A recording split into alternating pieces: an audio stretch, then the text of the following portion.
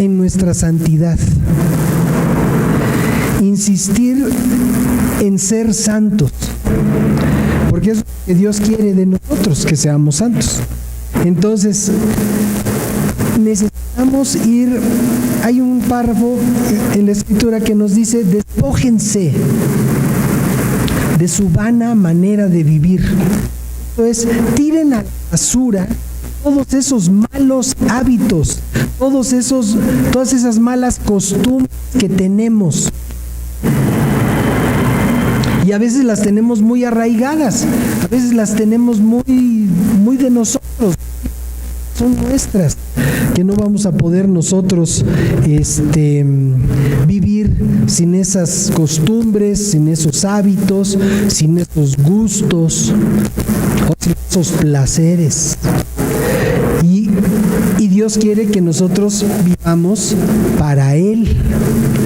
Entonces, nosotros esta libertad que Dios nos da para poder dejar a un lado todo aquello que nos esté impidiendo vivir en una comunión franca con el Señor. Y bueno, pues, hoy quisiera yo que comentemos algo que está en el capítulo 1 del libro de los Hechos. Ustedes saben, bueno, todos estos días la gente estuvo celebrando como sabe, como entiende, como cree, estuvo celebrando la famosa Semana Santa, la Semana Mayor, pero no necesariamente es como a Dios le agrada, como se hicieron todas estas celebraciones. Y bueno, en capítulo 1 del libro de los Hechos, la Escritura nos dice así: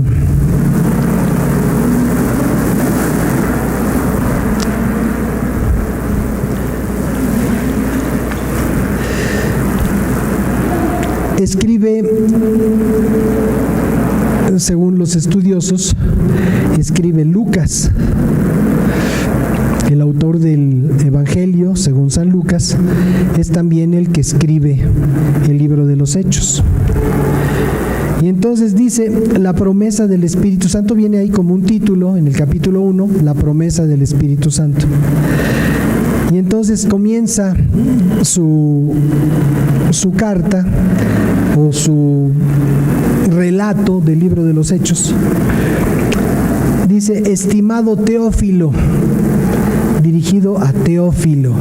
Pero curiosamente, Teófilo es un nombre que significa el que ama a Dios.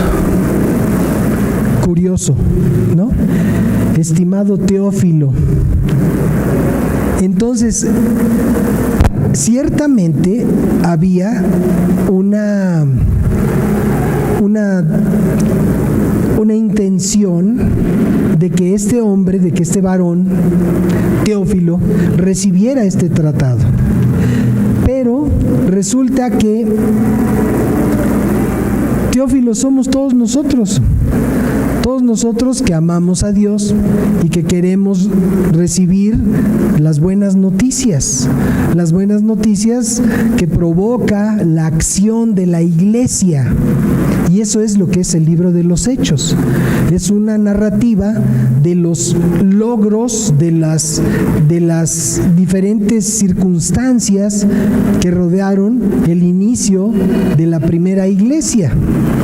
La iglesia del Señor, la que nosotros en nuestras escrituras, en nuestras lecturas diarias le llamamos la iglesia de los discípulos.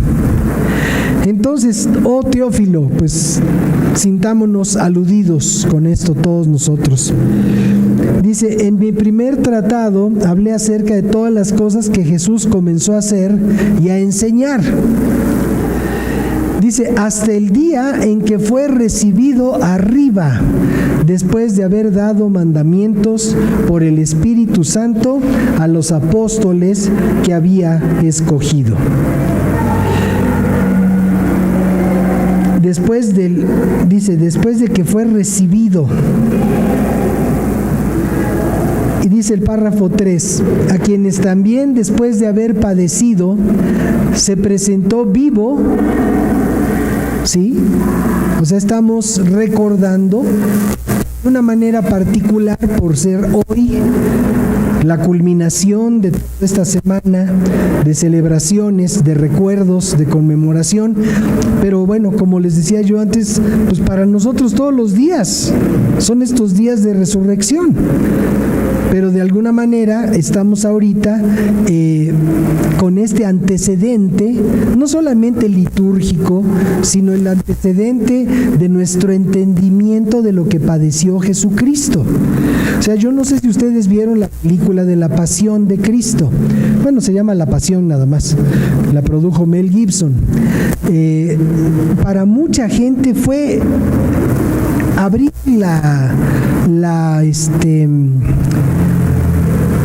darles a conocer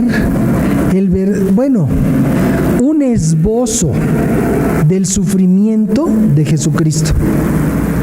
Y digo yo un esbozo porque pues siempre lo habíamos visto en las figuras religiosas, unas gotitas por aquí, unas gotitas por acá, uno que otro golpecito, pero en realidad las figuras de los crucifijos, si nos fijamos, tradicionalmente están limpias, salvo una que otra salpicadita por ahí de sangre, en las manos, en los pies, en el costado, pero en realidad es una figura limpia.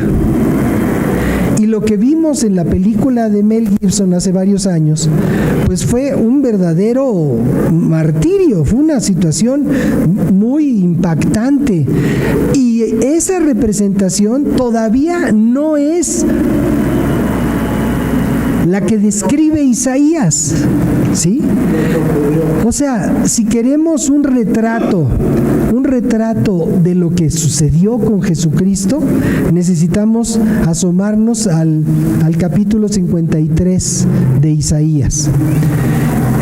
En ese capítulo 53, Isaías dice, hablándonos 700 años antes de Cristo, nos dice, no hay parecer en él ni hermosura. Quiere decir que estaba tan golpeado, estaba tan inflamado, que ni siquiera se le veían las facciones. Dice, no hay parecer en él. El parecer es tu semblante. Bueno, pues Isaías dice que no lo tenía. El tipo de martirio que hacían estos romanos a sus condenados a muerte, a sus condenados a quienes castigaban físicamente, bueno, se sabe que había un atado de tiras de cuero que tenían puntas de metal en los extremos, y entonces como látigos, a la hora de que golpeaban, arrancaban.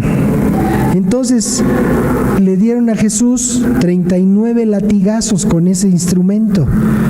Y entonces por eso habla Isaías, dice, por su llaga. O sea, no fueron muchas, o sea, por su llaga, o sea, todos sus lomos eran una llaga, todo completo, completamente desgarrado. Entonces, todo aquello que se ve en las representaciones, por muy bien intencionadas que sean, en la película que vimos hace años de este hombre, y todo lo que podamos nosotros imaginarnos, comparado con lo que dice la Escritura, es muy leve.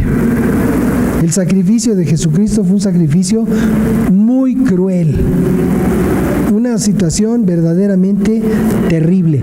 Ahora, si nos ponemos en los términos actuales, digo, la televisión está llena de series de acción y de dramas y de cosas, ¿no? Entonces, en las series de televisión, antes solamente nos llegaban de Estados Unidos. O sea, México era un país que consumía preferentemente productos cinematográficos de Estados Unidos, pero ahora recibimos productos cinematográficos y televisivos de todo el mundo. Entonces puedes poner una serie china, puedes poner una serie de Turquía, puedes poner una serie de Japón, puedes poner una serie árabe, puedes poner una serie de India, o sea, independientemente de las de manufactura nacional, ¿no? Puedes ver de todo el mundo. A mí en lo personal me gusta mucho ver series de otros países y los dejo en el idioma original. Me gusta mucho oír el árabe, me gusta mucho oír el hebreo, pues el inglés, gracias a Dios lo entiendo bien, pero me gusta, si hay una serie, una historia, una película en francés, me gusta oírla en idioma francés, aunque tenga yo que ver los letreritos, ¿no? Pero a lo que me refiero es que en toda esta producción, en toda esta creatividad y productividad que estamos viendo para el entretenimiento, vemos cosas que son muy crueles. Vemos terroristas del ejército, ¿cómo se llama? El ISIS, ¿cómo se llama ese? Sí, pero ¿cómo le llaman? ¿Ejército qué? El Estado Islámico se llama. El ISIS se llama Estado Islámico. Vemos que son muy crueles, degollan a las personas ahí frente a la cámara, están así como nos estamos filmando ahorita esta reunión, así aquellos extremistas filman cuando le cortan la cabeza a sus víctimas. Todo es muy cruel y a lo mejor pensamos, no, pues es que Jesús tuvo un sacrificio muy leve comparado con las cosas horribles que hoy en día se hacen. Los capos de las mafias los cortan en pedazos, o sea, y podríamos pensar, pues es que el sacrificio de Jesús fue menos. Pero aunque despellejen, aunque desollen a una persona para sacrificarla, nunca podrá ser mayor el castigo, porque todos en alguna medida somos culpables de algo, en alguna medida.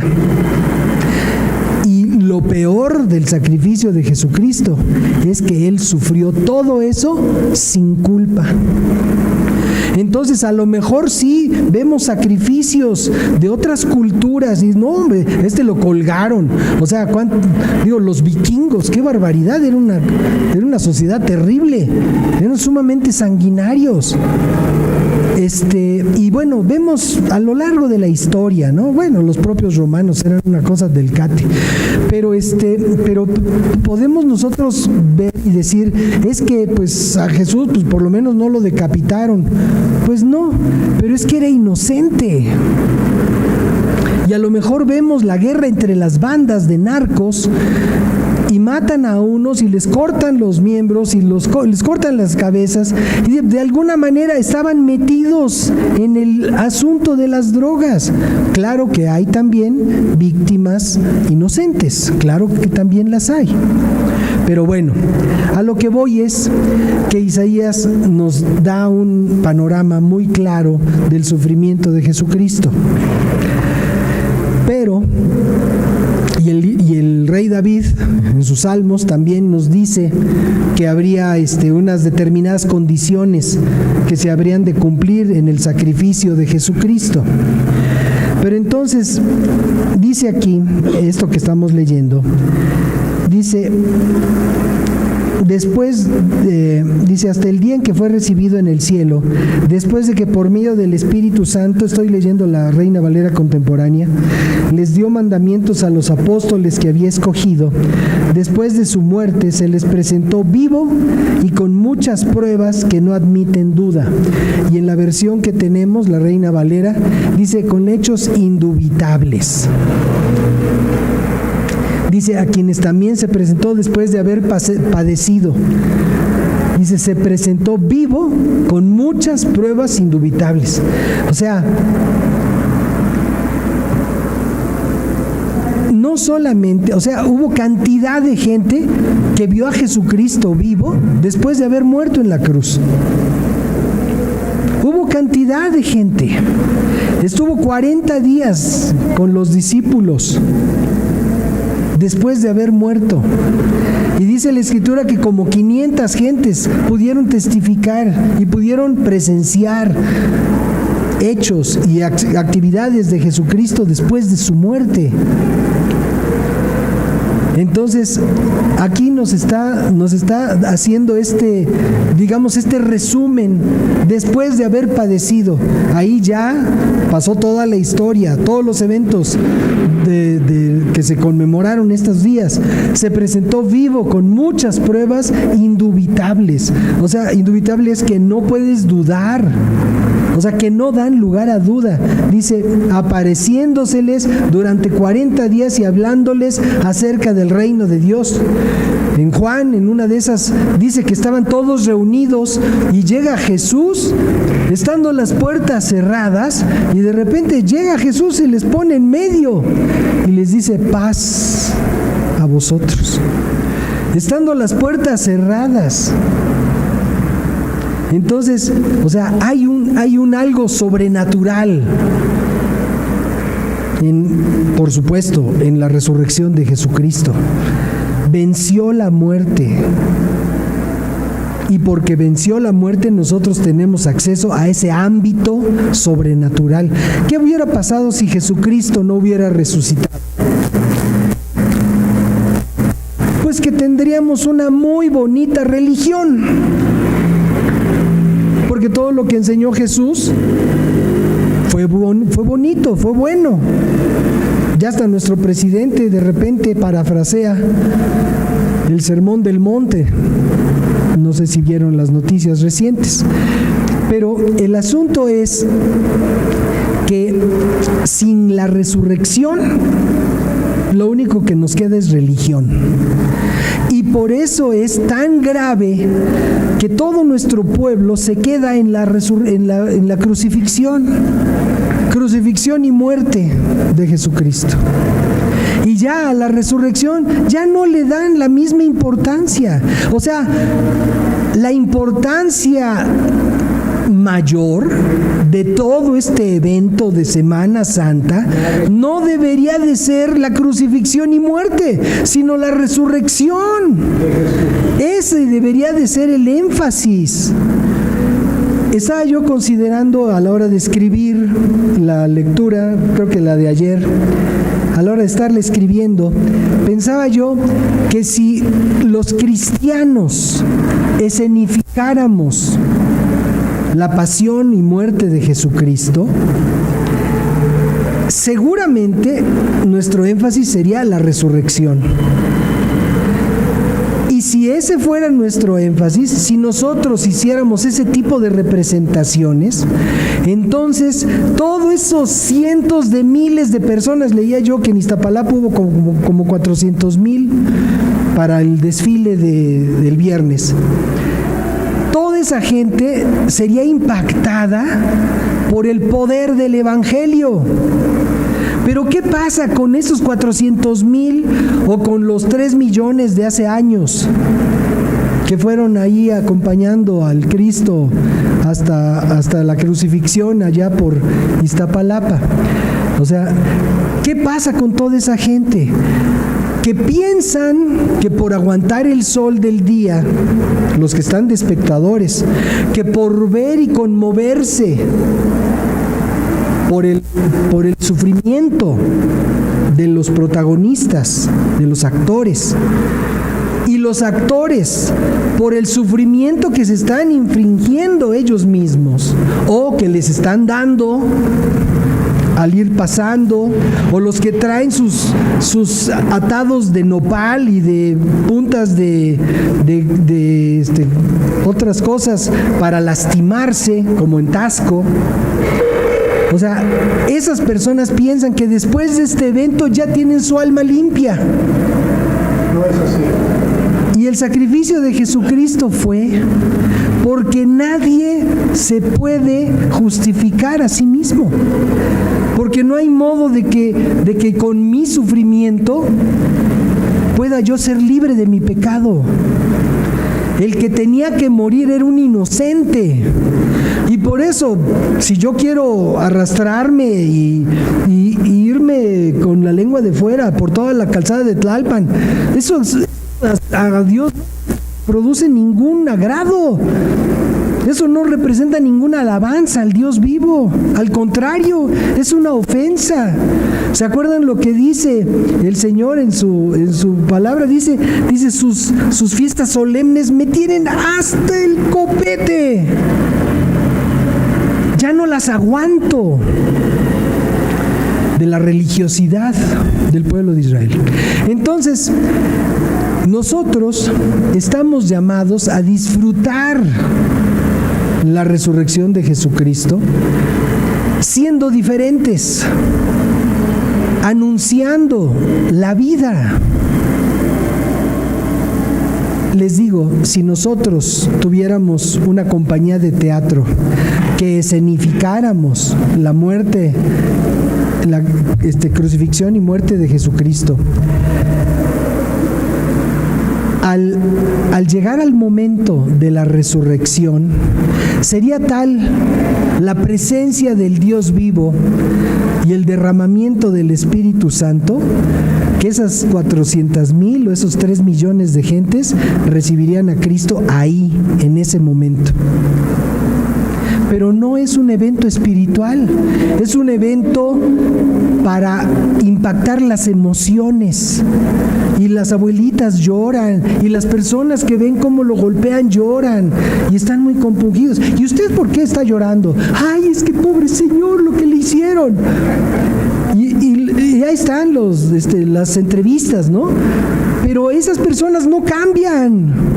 Esas personas al día siguiente ya se les olvidó el martirio y vuelven con sus prácticas cotidianas de todo lo que hacen siempre. La tranza, el robo, el dar kilos de 800, el dar litros de 900 mililitros, porque ya, según ellos, ya se pusieron a cuentas, ya están tablas con Dios. Entonces va la cuenta nueva, ¿verdad? Entonces, qué diferente es este asunto. O sea, el Cristo resucitado no se conforma con mis ejercicios de piedad. ¿No dice Isaías también? Dice, para el Señor nuestras buenas obras son como un trapo de inmundicia.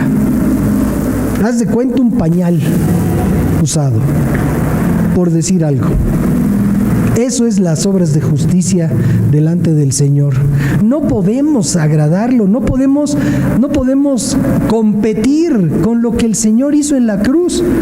No podremos nunca competir contra eso. Y continúa Lucas diciendo, dice, a quienes también después de haber padecido se presentó vivo con muchas pruebas indubitables, apareciéndoseles durante 40 días y hablándoles acerca del reino de Dios.